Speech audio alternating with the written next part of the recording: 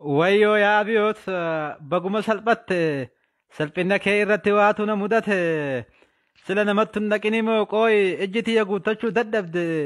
jedheen of gaafadhe amanuu dadhabee kaadiroota malee qeerroof qarree dhabe.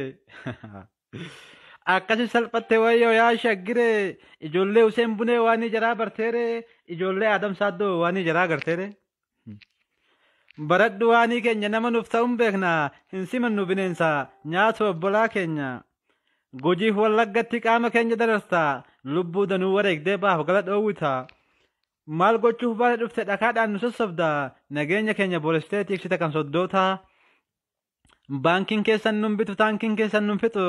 nuufi isin jidduu kabajni hin jirtu jette ijoolleen waaqoo tanxiiqiin guddatte akkasitti abiyootiin sareetti qalte magan. Gabna gootan har'a qeerroof qarreen baale horaanuuf dagaagaa jiraadhaa yoomillee sanyii leencotaati leencaa isin dhalee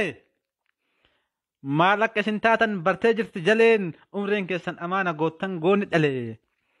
lafaaf lafeen gootaa hin simattu gantuu atoo hangam bubbultullee hagayyarran tartu yaa gantuu fi galtu.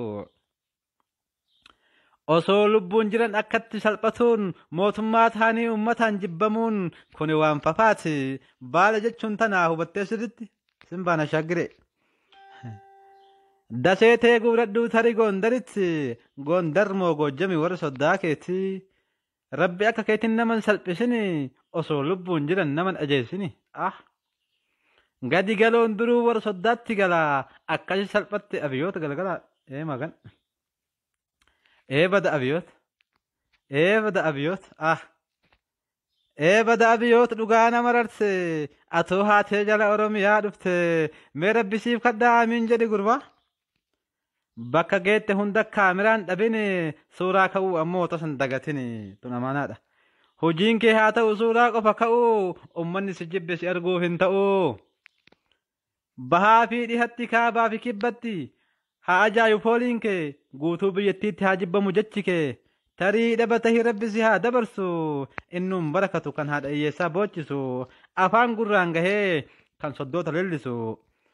barreessaa horaleessaan mudannoo yuunaati.